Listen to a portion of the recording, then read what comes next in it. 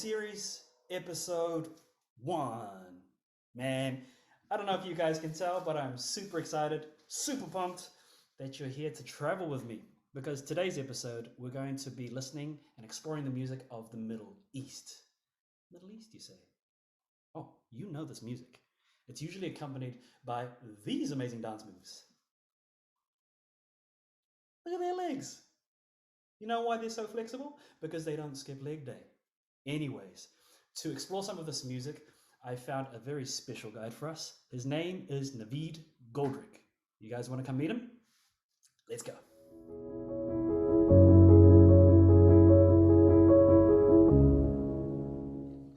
Ladies and gentlemen, welcome to Jam Series. My name is Ludwig Treviranus. I'm going to be your host, and it is my honor, it is my privilege to introduce to you Navid Goldrick. Round of applause. Welcome, Thanks sir. for Welcome. having me. Well, I'll tell you what. Thank you. In our previous conversations, I've been speaking to you about this quest that I have, this mission, if you will, to explore musical languages from all over the world. And as a pianist, I'm very interested in improvisation and composition. But I feel that what would enrich it is if I speak to students, teachers from different countries that can introduce me to their own language of music. So is this something that you can help me with out today? For sure. Excellent, excellent. Well, Yes. let's go ahead and just start with you and your music and your instrument. Yeah. So what have you got behind you? So I have an oud here. This is the oud. Let's see. So Who's we that? have a stringed instrument. It's the relative of the lute, the Yeah. lute family instruments, but it's fretless. You'll notice, Yeah, I quite see. like a violin. And so that allows us to play the microtones that we have in our music in Iran and all the Arab countries and Turkey. They use microtonal scales, so we're able to do that quite conveniently on this fretless instrument. Other than that, it's quite a simple instrument. There's nothing complicated about it.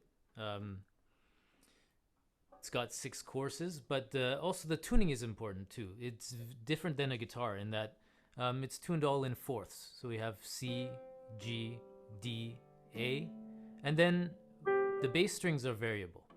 Mm-hmm. So we sometimes have a G on the end here, or in this case an F, and then a C. It depends on the mode that you're playing or the scale that you're playing. But the fourths tuning is important because we don't use equal temperament. We use just intonation, and we need to use our ear to tune to that. So having those perfect fourths, Yeah. being able to tune into that is quite important for the music and being able to keep your instrument in tune. Gosh, that's so interesting. Yeah. The big question then that's going to be on a lot of people's minds is where this has come from. What country are you from? And because you could have easily Yeah. picked a traditional Western guitar, but tell us a little bit about your country, your culture, and the music. Yeah, so I grew up in Canada, but I was surrounded by a Persian family. So I was exposed to Persian music from a young age, and I started actually the Persian santur when I was 10 or 11, which is like an inside-out piano.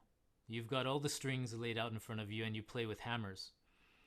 And so I started, my journey with Middle Eastern music from there. And yeah, in growing up in Canada, I was exposed to all kinds of music, and I was interested in rock music as a teenager and heavy metal. And so I did eventually teach myself how to play guitar. I dabbled with trombone in high school. So I came from a bunch of influences, but at the core, what I was always Persian music. And so I listened to that a lot growing up, and that was what was really the foundation of how I looked at music, was through Persian music, and still to this day. Yeah, I And love that. one time I heard the oud on a very obscure, like 30-second recording, Hmm. and I just fell in love with the sound of the instrument. It was one of those things that I hear time and time again from my students, that especially people, guitar players, they discover the oud, they latch onto the sound, that warm, romantic, um, sound that the oud has, and I think that's how a lot of people fall in love with the oud, is just hearing that first sound of it, and Yeah. that kind of entraps them. So that's what happened to me too. And then, but I couldn't get an oud. It was very difficult at the time to actually Sure. source an oud in Canada around 1997, 98. It was just impossible. It wasn't until later on that I was able to finally get one and start studying. Yeah, I love it. I love that yeah. you found an instrument that you could relate to, that had a completely Mm, different kind of sound, and yeah. that a lot of your students are now becoming a lot more attracted to. This idea of Mm, Persian music, this is what I really yeah. want to talk about. When you think about Persian music, Arabic music, Hmm. what makes it sound Arabic? What makes it sound Persian? What are some of the Right, elements right. that we're listening out for? Yeah, that's a really good question. Um, the first thing would be the intonation, the the notes that we're using. Hmm. The second would be melody, um, and then that's our focus point, is melody. There's not much harmony. There's not Right, much chord progressions. There's not too much of that unless you're talking about modern pop music from those countries. right, And the biggest thing would be in terms of melody would be the microtonal scales.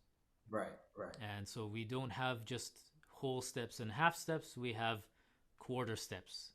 And with those quarter steps, we even have variations on those too.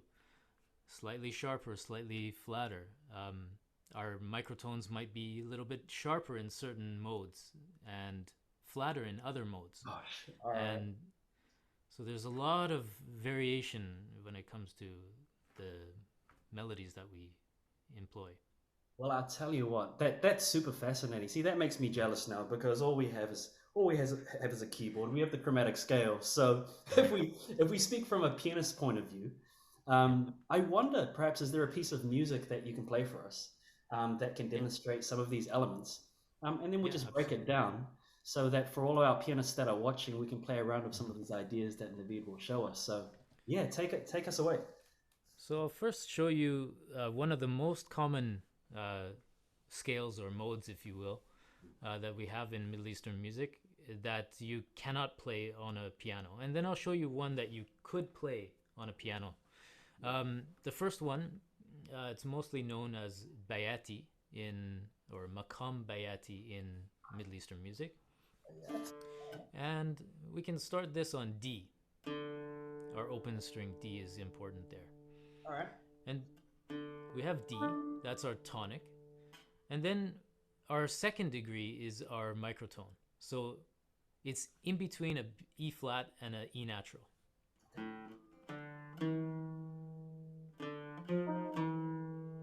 Oh wow. Okay. Yeah.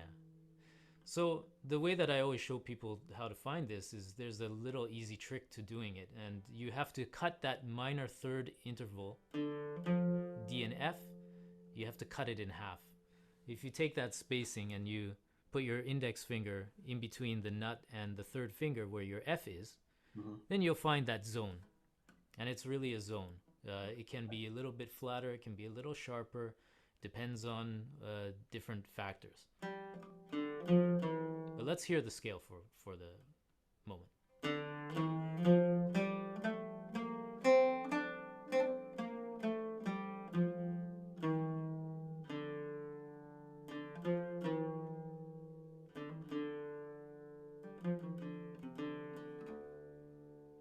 That's beautiful. And so this is known as Bayati. Is that what it's called? Bayati. Yeah. Bayati. Yeah. Excellent. And so for those of us that are listening or pianists that are at the piano, unfortunately we can't do the microtones. But so what notes could we play around with? Would you go over it with us again? Yeah, so we've got D, the tonic, the home bass. Yep. You've got the third degree, the F. Mhm.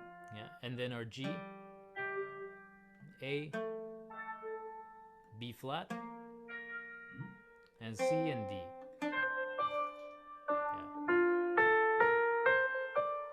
Yeah. Yeah. So Ah, you can play with certain zones. This song that I'll play for you, you'll notice that it develops melody in certain zones. So we have the lower zone and we have a higher zone, and the melodies focus on different areas. So maybe listen for this and listen to how the melody gets developed here.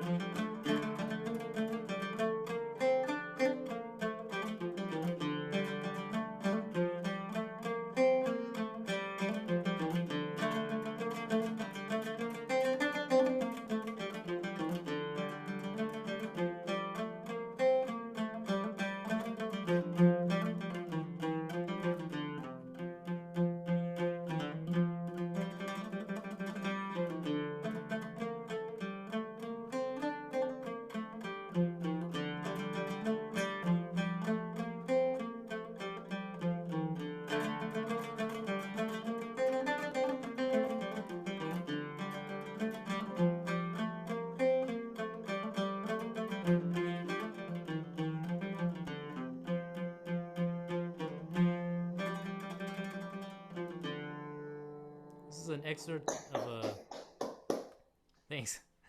This is an excerpt of a song, Arabic song called Noura Ya Noura, and it was composed by a really famous oud player. Yeah. But there's two things to notice about this this melody. Yes. There's a melody developing around the tonic.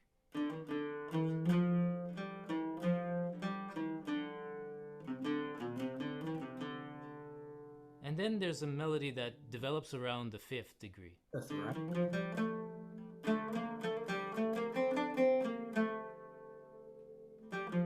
And then eventually it comes back down to the tonic. So there's traveling happening. Right. And so this is the important thing about Middle Eastern music.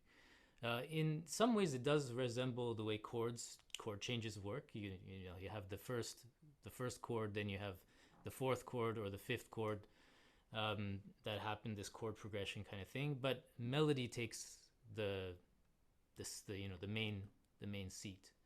I like that. It's very clear, the road, the path, when you're improvising. It's very similar to a lot of Western music that has the tonic, but it builds to the dominant. So you're moving to Yes. All right. So as an exercise for our students, what kind of ideas would you give to them then? That they'll play around with the Bayati scale, and how could they play around with this idea of the higher and the lower zones when they're practicing at home? That's a good question. In order to do that, I think I should show you the other scale that you can actually do on the piano. Really, you can actually fake it on the piano. Right. So let's go over that one. All right. So what's starting this one? on this one's called Hijazkar. Hijazkar. All right. Hijazkar. Yeah. I'm ready. And so this one starts on C. And we have C, and then D flat, and then E natural, F, G, and then A flat, B natural, and the C octave.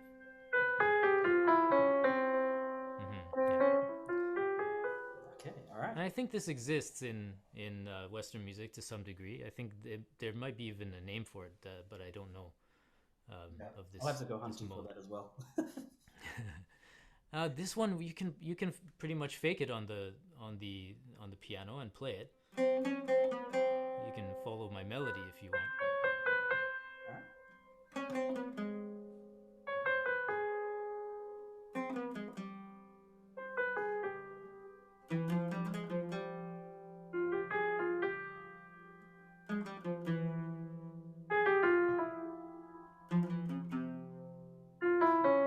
I love the call and response.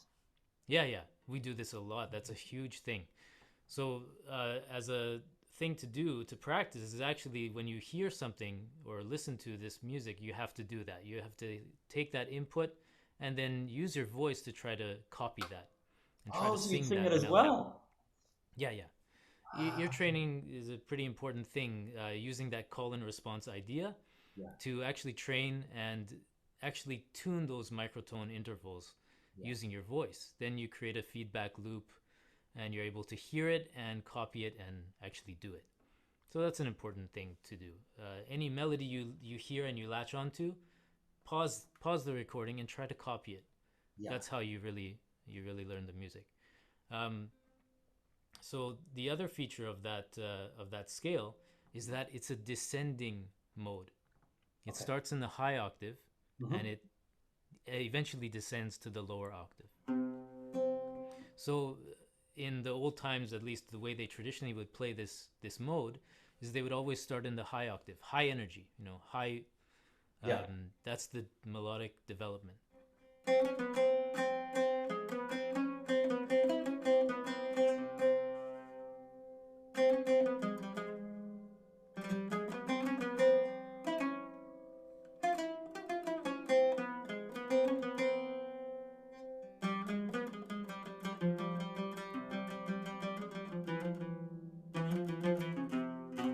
And then eventually finish the improvisation in a lower range. So it would be safe to say that traditionally starting very high and playing around with the notes, going back and forth with some rhythms, and then bringing us back down an octave below. So you're starting That's high right. and come down low. Yeah, in a That's really basic way of describing it. Yeah. No, this is good. This is good, Navid. I think with our time that we've had, Yep. explaining two different kinds of modes, starting from the high, going down to the low, and the call and response is already plenty. There's already plenty for our Yeah. students to play around with, and this is Yeah. super super great, right? Um, what I always find interesting is hearing a popular tune, right? A popular tune Mhm. being played using a different musical language. So sorry to Yeah. put you on the spot, but one of the pieces that a lot of people sing is "Happy Birthday." Is there any chance you could remix for us a version of "Happy Birthday" in this Persian style? Yes, totally. Yeah, definitely Persian style. We do have the like the major sounding mode in Yeah. Middle Eastern music, but we have some feature of it that uses a B flat.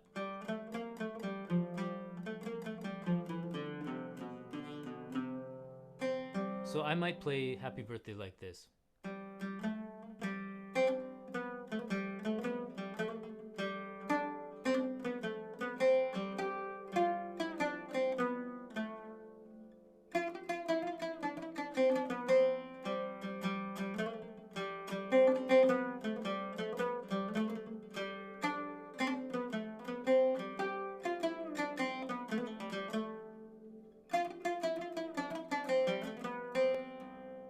This is so great, and I'm so appreciative of your time and sharing some of You're these. welcome. And so, what we're going to hope to do is we'll have some of our students or whoever's watching this create their own versions using some of these Yeah. modes, if you will. Is there another name for the modes? Do we call them modes? Yes. So there's different names in Persian music. They have their own lingo. Yeah, In Persian, they're called dastgah. that's good. Okay. Dastgah are the main modes, and then you've got some other sub modes underneath those that kind of get grouped in there. In Arabic music and Turkish music, they're known as maqam. Maqam. Maqam Bayati, Maqam Hijazkar. You have many different types of maqams, and they're really based on building blocks, tetrachords and pentachords, that of these small series of notes that have particular characteristics, and when you put them together in certain ways, they create a diatonic scale and what's known as a maqam. Navid, we could talk all day long. This is so We good. could, There's yeah. so many, right? But but I think for our listeners here, we really appreciate your time and just giving us an introduction. Yeah, And yeah. hopefully we'll be able to catch up again soon as we progress and we dive deeper in to the music of Persia, studying the maqam, studying Arabic Mm-hmm. music. It's such a rich culture. But until then, listen, we wish you safe and sound travels wherever you go. Thank you. And Yeah. all the best with the work of your music and your students. Looking forward to hearing what they come up with.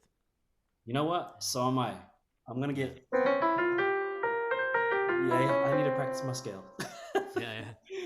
But we'll see Yeah, you that would be again. awesome. Yeah. We'll see you again soon. Thanks for joining the show. Thank you. And Thank you. series Bye. out. Take care.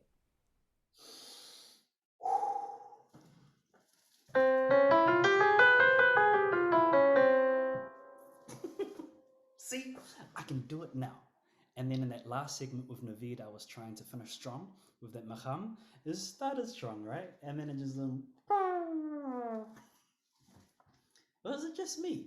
Do you guys ever have that situation where you're at home and you can play all the notes of your piece of music, dynamics, phrasing, everything's in place, 100%. Then you get put in front of a teacher or an audience or some family friends, and their notes just mysteriously vanish? No? Is it just me? Am I alone in this? I probably need to continue practicing performing. Well, anyway, listen, guys, thank you so much for joining me. I hope you learned a thing or two about Middle Eastern music from Navid.